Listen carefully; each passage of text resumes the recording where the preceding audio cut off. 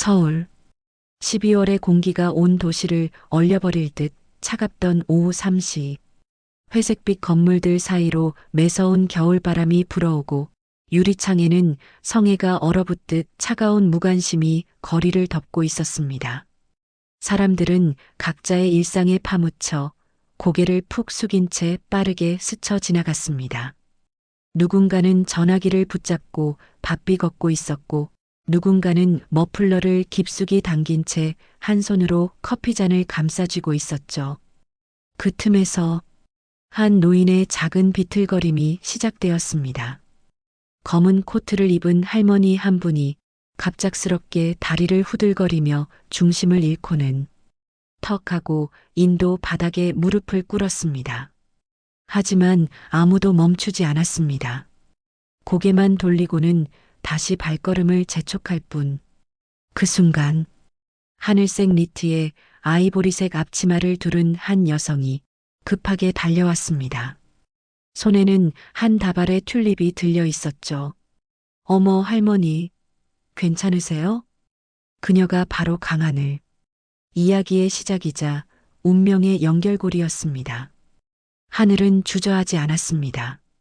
바닥에 손을 짚고 주저앉은 할머니의 팔을 부드럽게 감싸며 조심스럽게 일으켜 세웠습니다. 여기 제 어깨에 손 올리세요. 천천히 일어나세요. 괜찮아요.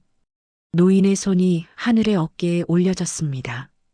떨리는 손가락, 그 안에서 느껴지는 묘한 온기. 하늘의 눈동자가 살짝 흔들렸습니다. 그녀는 눈치채지 못했지만 그 손길은 어디선가 느껴본 적이 있는 듯한 이상한 감각이었습니다. 잠시 후 인도 옆 작은 커피숍. 하늘은 손을 털며 따뜻한 유자차를 2잔 주문했습니다. 유리창 너머로는 여전히 사람들의 무표정한 얼굴들이 오가고 있었고 카페 안은 조용히 흘러나오는 클래식 음악에 포근함을 더하고 있었습니다. 할머니, 이거 드셔보세요. 따뜻하실 거예요. 그녀는 유자차를 건네며 조심스럽게 웃었습니다. 노인은 손끝을 떨며 잔을 받아들었고 그 따뜻한 향기에 눈을 감고 숨을 들이켰습니다. 참 이상하구나. 작은 목소리가 새어나왔습니다. 네. 하늘이 고개를 들었습니다.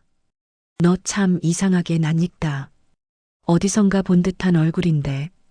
그 말에 하늘은 잠시 당황한 듯 미소를 지었습니다. 저요? 사람 얼굴 잘 기억 못 하시나 봐요. 전 그냥 평범한 꽃집 알바생이에요. 노인의 눈빛이 가늘게 떨렸습니다.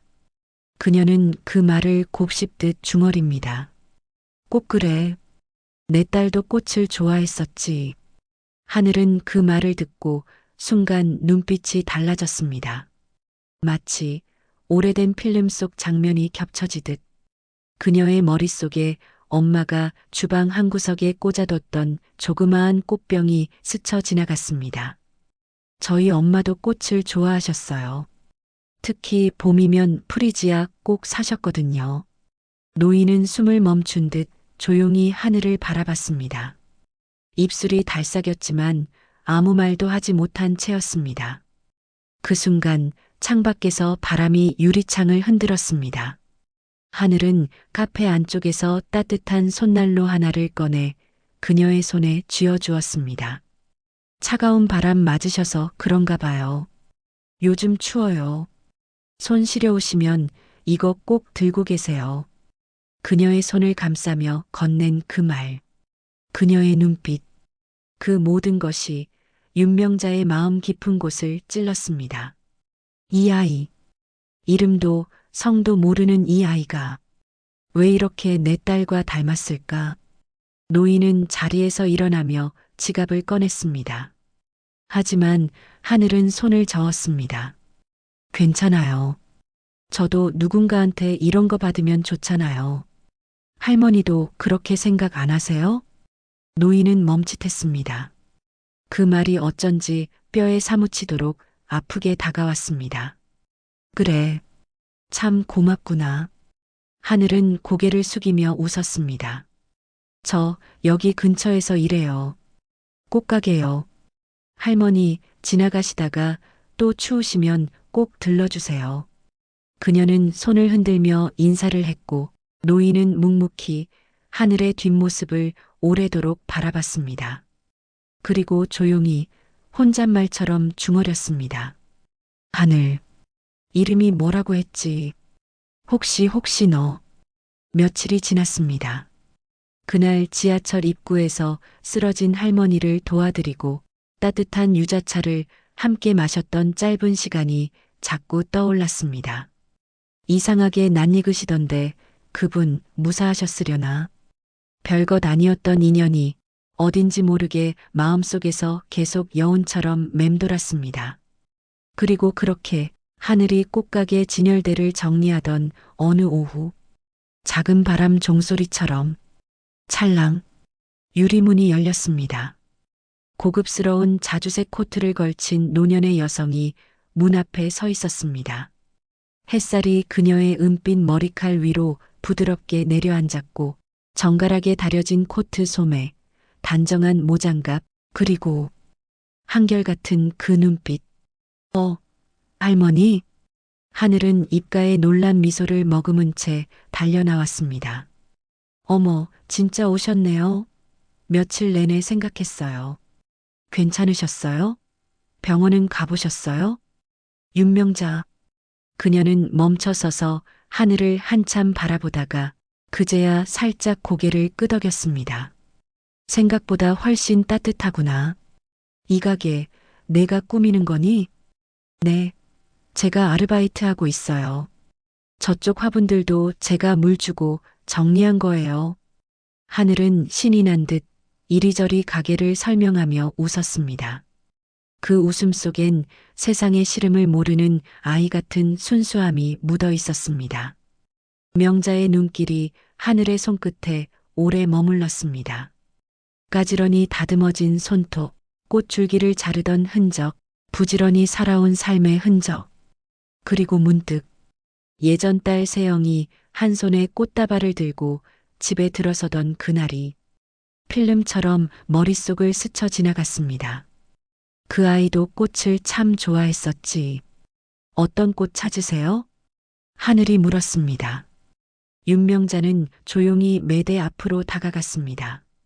그리고는 조심스럽게 노란 프리지아 한 송이를 집었습니다. 그 꽃을 들고 한참을 바라보던 그녀가 나지막이 말했습니다. 내 딸이 이 꽃을 참 좋아했어. 정말요? 하늘의 눈이 반짝이며 커졌습니다. 저희 엄마도요. 봄이면 꼭 프리지아를 사셨어요. 그러고는 항상 그러셨죠. 이 꽃은 향이 아니라 기억으로 피는 꽃이다라고요. 그 말을 들은 윤명자의 손끝이 미세하게 떨렸습니다. 기억으로 피는 꽃. 그녀는 속삭이듯 되뇌며 하늘의 얼굴을 조용히 바라보았습니다.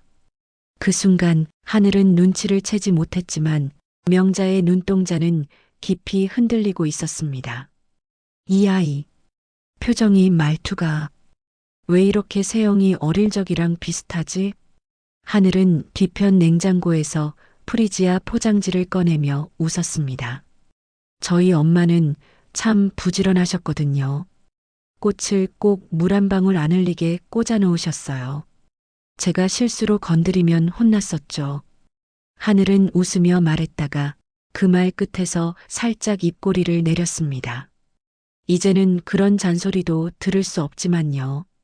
그녀의 음성이 처음으로 조용해졌습니다. 윤명자의 시선이 하늘의 손등 위에 머물렀습니다. 그 작은 떨림, 부지불식간에 새어나온 슬픔. 엄마는 언제 돌아가셨니? 친엄마는 어릴 적 돌아가시고 전 입양됐어요. 그때는 아무것도 몰랐어요. 그냥 일하느라 바빴죠. 잠시 공기가 무겁게 가라앉았습니다. 햇살도 마치 말을 아끼는 듯 조용히 창밖으로 비치고 있었습니다. 하늘은 어색함을 감추려 다시 웃었습니다. 근데 이상해요. 할머니를 보고 있으면 어딘가 익숙한 느낌이 들어요. 윤명자는 그 말에 눈을 감았습니다.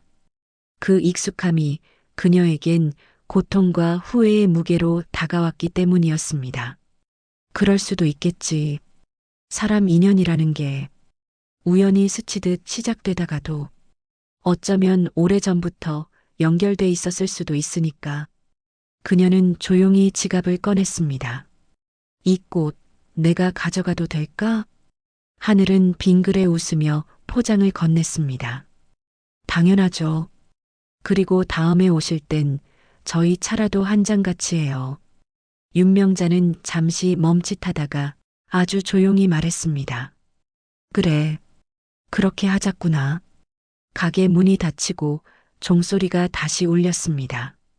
하늘은 한참 동안 유리문을 바라보다가 혼잣말처럼 중얼거렸습니다. 이상하다. 그분 정말 어디서 봤던 것 같은데. 그녀의 목소리는 작았지만 가게 안 한가운데로 떨어지는 햇살만큼 따뜻했습니다. 그날 이후 윤명자는 밤마다 쉽게 잠들 수 없었습니다. 눈을 감으면 하늘의 얼굴이 떠올랐고 그 눈동자, 그 말투, 그리고 무엇보다 그 손끝의 온기가 자꾸만 마음을 파고들었습니다. 닮았다. 너무 닮았어, 세영이하고. 그건 단순한 착각이 아니었습니다. 자신의 기억 속에 남아있는 딸의 어린 시절, 꽃을 들고 웃던 모습, 자신에게 울며 안기던 그 모습과 하늘이 완벽히 겹쳐지고 있었기 때문이었습니다. 그러나 그녀는 믿고 싶지 않았습니다. 아니, 믿기 무서웠습니다. 늦은 밤 윤명자는 조용히 오래된 벽장을 열었습니다. 한참을 꺼내지 않았던 낡은 앨범과 그 위에 먼지가 수북이 쌓인 철제 박스, 그 속엔 30년 전 딸 세영이 남기고 간 마지막 편지, 그리고 한 장의 흑백 사진이 들어 있었습니다. 사진 속 마른 얼굴에 단발머리를 한 젊은 여인이 희미하게 미소를 짓고 있었습니다. 그 여인의 배는 불룩하게 나와 있었고 곁에는 그녀가 사랑한 남지가 함께 웃고 있었죠. 윤명자는 그 사진을 가만히 들여다보다 입술을 꾹 깨물었습니다. 세영아, 그 아이가 살아 있었던 거니? 그녀는 결국 비서를 호출했습니다. 밤 11시가 넘은 시간이었지만 주저함 없이 호출 버튼을 눌렀습니다. 비서실장, 네, 회장님. 한 사람을 조사해줘야겠네. 이름은 강하늘. 나이는 28세쯤. 남양주에서 자랐다고 했고, 입양됐다고 했어. 부모, 출생기록 전부 다 알아봐. 비서는 순간 놀란 듯 했지만 윤명자의 목소리에는 그 어떤 흔들림도 허용되지 않는 냉정함이 담겨 있었습니다. 가족관계 등록부, 입양 기록까지 샅샅이. 단 한 줄도 빠뜨리지 말고 가져와. 알겠습니다, 회장님. 며칠 후, 회장의 집무실 한켠, 창문 너머로 겨울 햇살이 길게 늘어져 있을 무렵, 비서는 봉인된 듯한 표정을 한 채 조심스럽게 서류 한 묶음을 내밀었습니다. 회장님 요청하신 내용입니다. 윤명자는 서류를 들고 한 장 한 장 넘기기 시작했습니다. 출생지 부산광역시 수영구, 생모 윤세영, 출생일 1997년 3월 12일, 입양처 경기 남양주시 소재 복지원, 양부모 사망, 이후 보호 종료, 현 거주지 경기 남양주시 동, 직업 꽃가게 아르바이트, 이름 강하늘. 손끝이 떨렸습니다. 종이를 넘기던 손이 사진이 첨부된 페이지 앞에서 멈췄습니다. 그곳에는 지금의 하늘이 웃고 있는 증명사진 한 장이 붙어 있었습니다. 그 순간 윤명자의 손에서 서류가 툭 책상 위로 떨어졌습니다. 하늘, 내가 내 손녀였던 거니? 눈물이 나올 것 같았지만 윤명자는 고개를 들고 숨을 꾹 참았습니다. 세영아, 너는 왜 말하지 않았니? 그 아이를 낳았다는 걸. 그토록 혼자 감당하고 왜 나한테조차 말하지 않았어? 사진 속 세영은 누군가를 기다리듯 먼 곳을 바라보고 있었습니다. 그리고 그 순간 윤명자의 가슴에 30년 전 마지막 대화가 칼날처럼 되살아났습니다. 엄마, 저 아이 낳고 싶어요. 저는 제 인생 포기할 수 없어요. 가문 망신 그만해. 그 아이 포기해. 저 아이 포기 못해요. 엄마가 원해도 전 못해요. 그리고 딸은 그날 이후 집을 떠났습니다. 그리고 연락이 끊겼고 몇 년 후 교통사고로 세상을 떠났다는 비보만 전해졌죠. 윤명자는 입을 틀어막고 조용히 어깨를 떨었습니다. 그때 그녀는 처음으로 회장이 아닌 한 아이의 엄마로 무너졌습니다. 하늘아, 내가 이렇게 가까이에 있었구나. 나 몰랐던 그 시간들. 혼자 얼마나 춥고 무서웠을까. 그녀는 두 손으로 얼굴을 감싸며 아무도 없는 집무실 안에서 조용히 흐느꼈습니다. 며칠 동안 윤명자는 고민했습니다. 수십 번, 수백 번 입안에서 맴도는 말들을 삼켰습니다. 하늘아, 내가 내 손녀란다. 그 말을 꺼내기까지 그녀는 단 한순간도 편하게 숨을 쉬지 못했습니다. 하지만 더는 미룰 수 없었습니다. 이 진실을 말하지 않으면 자신이 또다시 한 아이의 삶을 놓쳐버린 것 같았기 때문이었습니다. 서울 삼청동의 고즈넉한 레스토랑, 고급 레이스 식탁보, 테이블 한가운데 놓인 작은 캔들, 그리고 은은한 클래식 음악이 흘러나오는 조용한 분위기 속에서 하늘은 어색한 듯 양손을 무릎 위에 올려두고 앉아 있었습니다. 오늘은 좀 특별한 자리에 초대해 주셨네요. 하늘은 수줍게 웃으며 물컵을 들었습니다. 혹시 생신이라도? 윤명자는 입술을 달싹였지만 그 어떤 말도 쉽게 나오지 않았습니다. 그녀는 한참을 망설이다 마침내 깊게 숨을 들이켰습니다. 하늘아, 오늘은 내게 꼭 전하고 싶은 이야기가 있어서 부른 거란다. 하늘은 고개를 갸웃했습니다. 말씀하세요. 전 뭐든 잘 들어요. 윤명자는 떨리는 손으로 테이블 위 작은 벨벳 상자를 조심스럽게 꺼냈습니다. 그 안엔 오래된 사진 한 장이 들어 있었습니다. 젊은 여성, 임신한 배를 감싸 안은 채 앉아 있는 모습, 그 옆에 환하게 웃고 있는 남성 얼굴 하늘은 그 사진을 들여다보다 순간 숨이 턱 막혔습니다. 이건 우리 엄마예요. 엄마 젊었을 때랑 너무 닮았어요. 윤명자의 눈가에 눈물이 고였습니다. 그녀는 한 음절 한 음절, 목이 메인 목소리로 입을 열었습니다. 그래, 맞아. 저 여자가 내 엄마 세영이야. 그리고 넌 내 손녀란다, 하늘아. 공간이 정지된 듯 하늘은 말문을 잃었습니다.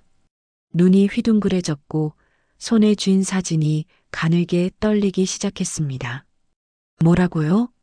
내 엄마 세영이는 내 외동딸이었단다. 너를 낳고 혼자 키우다가 그렇게 세상을 떠났어. 그리고 난 그런 줄도 모르고. 하늘은 눈을 질끈 감았습니다. 의자가 뒤로 밀리며 소리를 냈고 그녀는 두 손으로 테이블을 짚었습니다. 잠깐만요. 그럼 그동안 아무것도 몰랐다는 거예요? 엄마가 혼자 아이 낳고 죽을 때까지 당신은 한 번도 안 찾았단 말이에요? 그게 그땐 사정이 있었어. 너희 엄마는 집을 나가버렸고 나는 몰랐어. 내가 태어난 것도 몰랐다고요? 하늘의 눈빛이 차갑게 식었습니다. 그녀의 어깨가, 목소리가 점점 무너지는 소리를 내기 시작했습니다. 전 입양됐어요. 아버지도 모르고 가족이란 건 없어졌어요. 그동안 단 한 번도 아무도 저한테 손 내민 적 없었어요. 하늘의 목소리는 떨렸지만 그 안에 담긴 분노는 누구보다 단단했습니다. 그런데 이제 와서 손녀라고요? 그런 말 너무 쉽게 하지 마세요. 윤명자는 손을 내밀었지만 하늘은 그 손을 바라보지도 않았습니다. 하늘아, 제발. 그건 정말 몰랐어.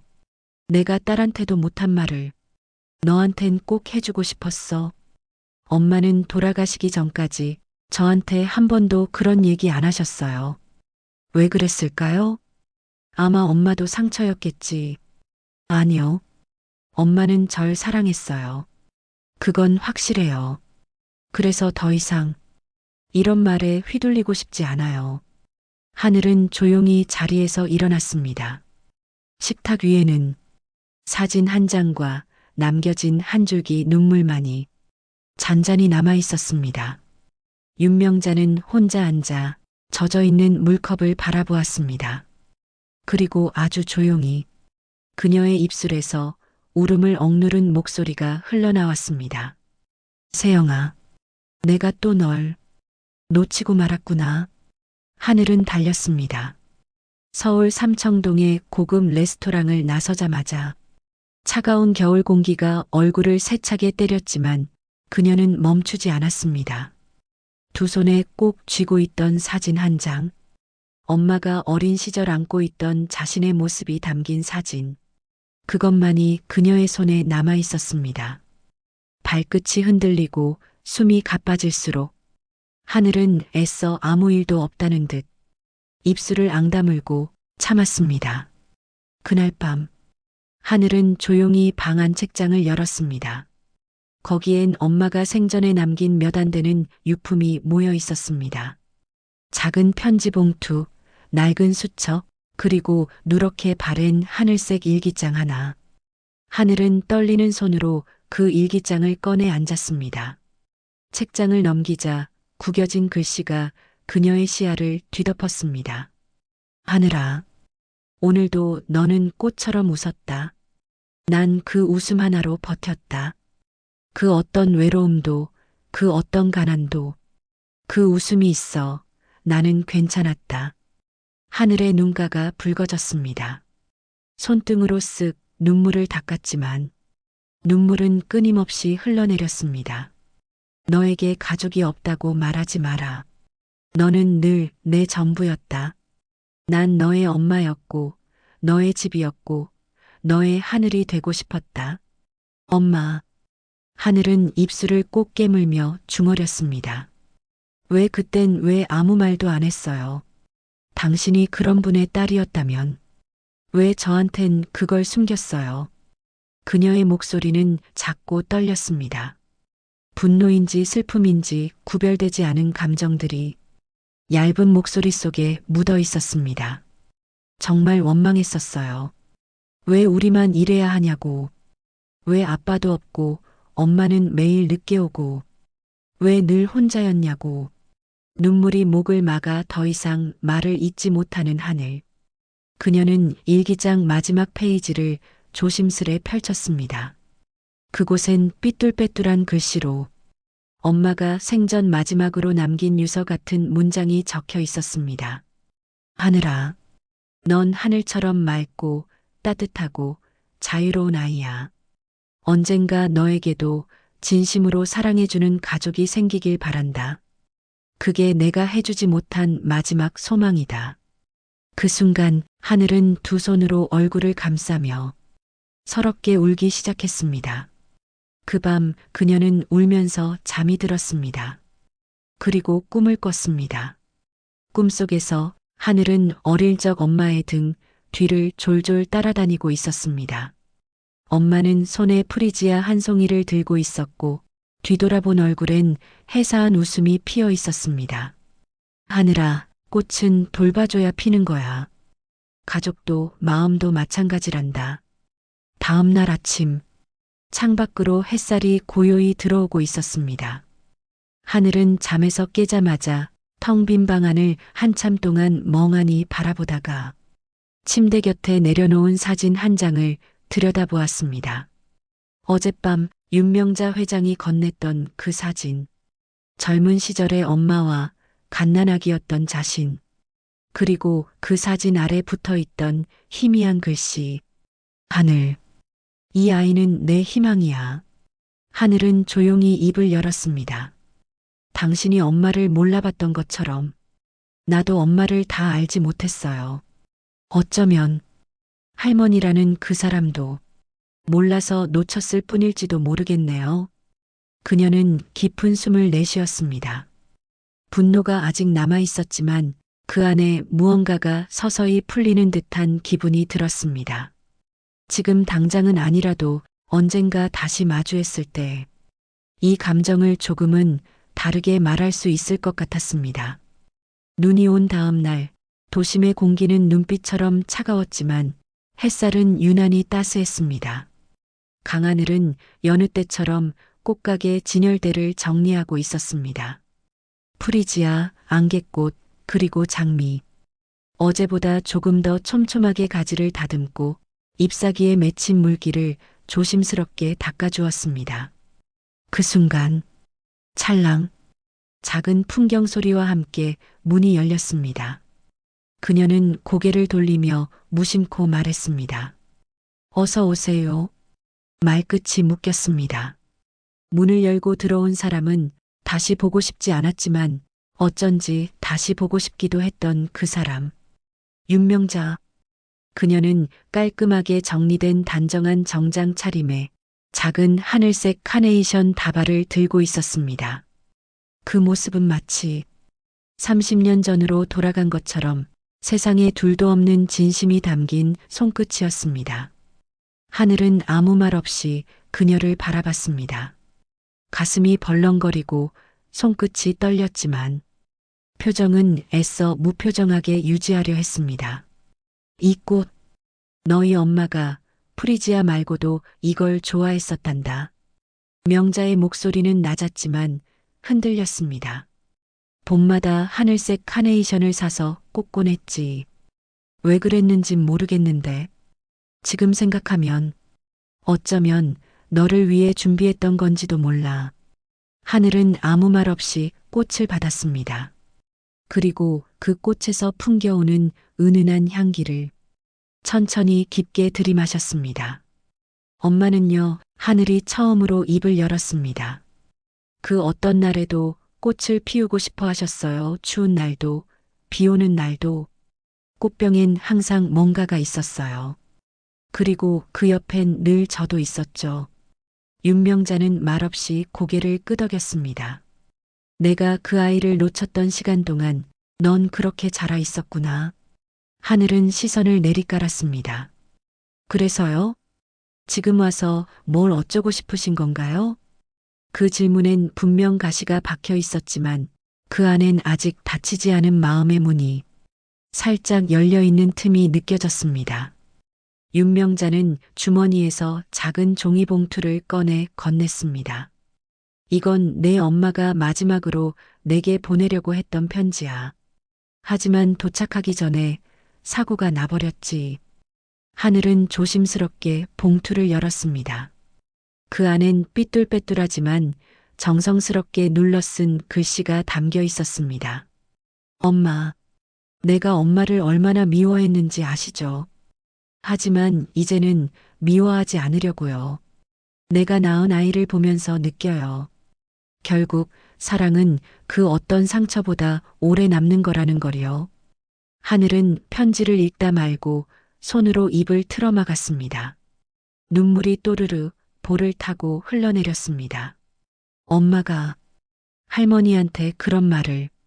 하늘아, 윤명자의 목소리엔 그 어떤 권위도 냉정도 없었습니다.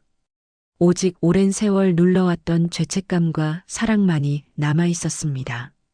나는 세영이한테 미안하다는 말 한마디도 못했어. 하지만 너한텐 꼭 해주고 싶었단다. 지금 와서요? 하늘은 울먹이며 말했습니다. 너무 늦은 거 아니냐고요.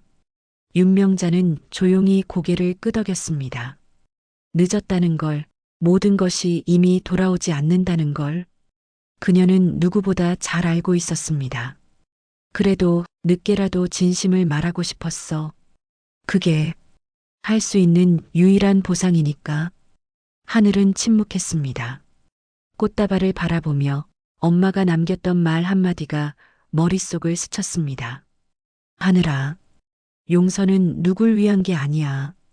너 자신을 위해 하는 거야. 그녀는 조용히 카운터 안쪽에서 머그잔 2개를 꺼냈습니다. 차 한 잔 드릴래요? 하늘의 목소리는 여전히 떨렸지만 그 속엔 조금 더 다가가 보려는 용기가 담겨 있었습니다. 윤명자의 눈에 순간 눈물이 고였습니다. 그래, 같이 마시자.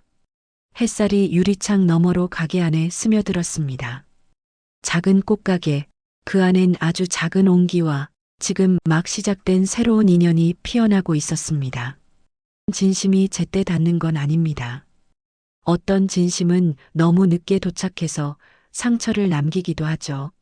하지만 때로는 늦게 피는 꽃이 더 오래 남는 향기를 품기도 합니다.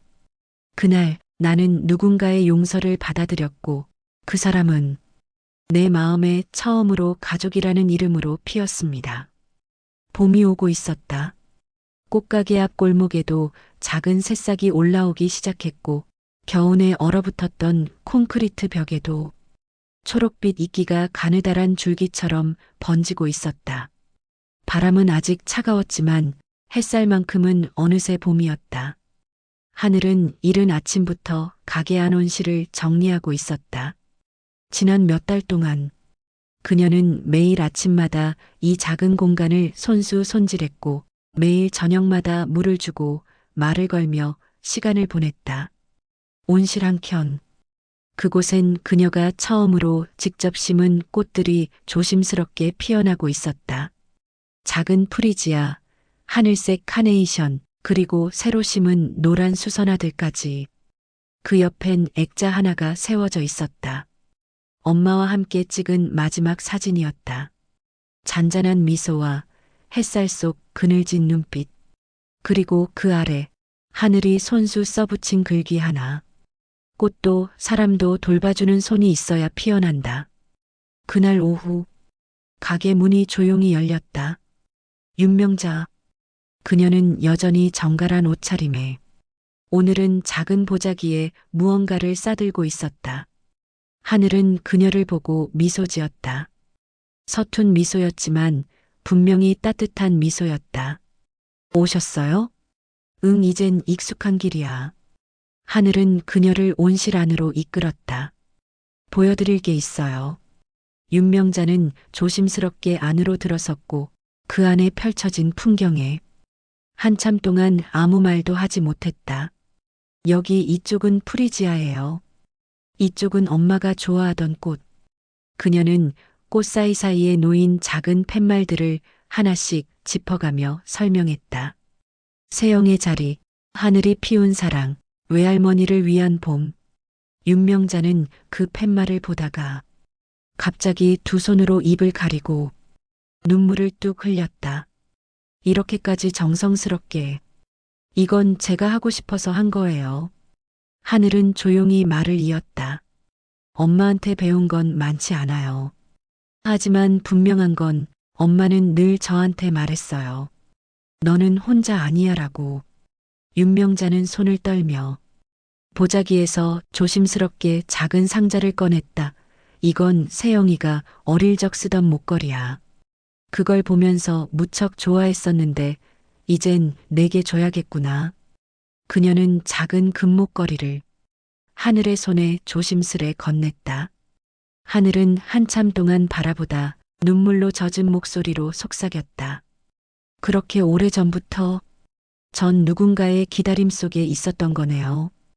해가 기울고 있었다. 온실 안으로 황금빛 햇살이 스며들고 꽃잎들이 한 줄기 빛 속에서 일렁였다. 하늘은 목걸이를 조심스럽게 손에 쥔 채 윤명자의 곁에 앉았다. 저 아직 완전히 용서한 건 아니에요. 그래, 알아. 하지만 꽃도 그렇더라고요.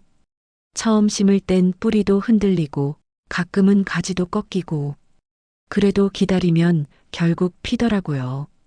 윤명자는 그 말을 들으며 조용히 하늘의 손등을 감싸쥐었다. 너는 세영이보다 훨씬 단단하구나. 그날 저녁 윤명자는 하늘과 함께 차를 마시며 자신이 놓쳤던 시간들을 이야기했다. 딸과의 마지막 대화, 가문과의 충돌, 자신이 얼마나 미련했고 또 얼마나 후회했는지를 하늘은 조용히 듣고 있었다. 때때로 눈을 감았고 때때로 고개를 끄덕이며 그녀 역시 자기 이야기를 풀어놓았다. 엄마의 일기, 혼자 남겨졌던 시간들, 그리고 그 시간 속에서 피어난 작고도 단단한 감정들. 그렇게 두 사람은 처음으로 진짜 대화를 나눴다. 서로에게 딸이자 엄마로, 손녀이자 할머니로. 상처받았던 과거는 남아 있었지만 그 위에 놓인 따뜻한 진심은 분명 새로이 시작되는 무언가였습니다. 삶은 어쩌면 어긋난 조각들을 맞추는 과정일지도 모릅니다. 잃어버렸던 시간, 말하지 못했던 진심, 그리고 늦게야 꺼내게 되는 용서. 그 모든 것을 지나 우리는 서로를 알아보고 서로를 받아들이며 다시 가족이 됩니다. 그렇게 사랑은 다시 피어납니다. 마치 봄날의 꽃처럼.